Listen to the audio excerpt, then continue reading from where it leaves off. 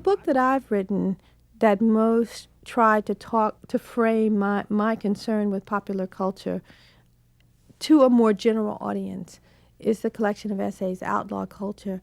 And in the beginning of that book, what I say is that students from different, class backgrounds and ethnicities would come to my classes, and I would want them to read all this metalinguistic theory and of difference and otherness, and they would say, well, what does this have to do with our lives? And I found continually that if I took a movie and said, well, did you go see this movie, and how do you think about it? And I related something very concrete in popular culture to the kind of theoretical paradigms that I was trying to share with them through various work. People seemed to grasp it more, and not only that, it would seem to be much more exciting and much more interesting for everybody.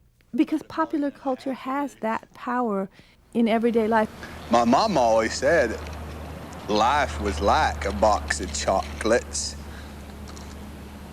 You never know what you're going to get. Whether we're talking about race or gender or class, popular culture is where the pedagogy is. It's where the learning is. And so I think that partially people like me who started off doing feminist theory or more traditional literary criticism or what have you, begin to write about popular culture, largely because of the impact it was having as the primary pedagogical medium for masses of people globally who want to, in some way, understand the politics of difference.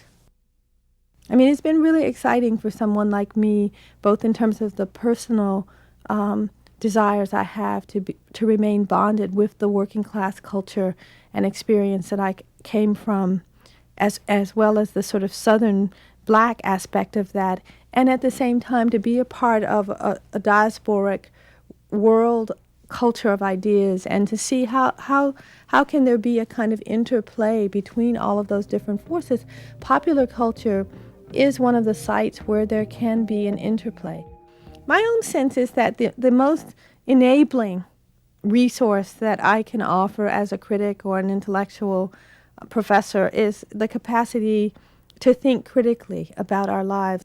I think thinking critically is at the heart of anybody transforming their life, and I really believe that a person who thinks critically, who, may be extraordinarily disadvantaged materially, can find ways to transform their lives that can be deeply and profoundly meaningful, in the same way that someone who may be incredibly privileged materially and in crisis in their life may remain perpetually unable to resolve their life in any meaningful way if they don't think critically. As someone who's moved from teaching at very fancy, private, predominantly white schools to teaching at an urban, predominantly non-white campus in Harlem, and the first thing I noticed was that my students were equally brilliant in the Harlem setting as they were when I taught at Yale or Oberlin, but their senses of what the meaning of that brilliance was and what they could do with it, their sense of agency was profoundly different. When students came to Yale, they came there knowing that they're the best and the brightest, and they think that they have a certain kind of future ahead for them, and they in a sense, are open to embracing that future. It has nothing to do with the level of knowledge. It has more to do with their sense of entitlement about having a future. And what I see among my really brilliant students up in Harlem, many of whom have very difficult lives, they work, they have children, is that they don't have that sense of entitlement. They don't have that imagination into a future of agency. And as such, I think many professors do not try to give them the gift of critical thinking in a certain kind of patronizing way.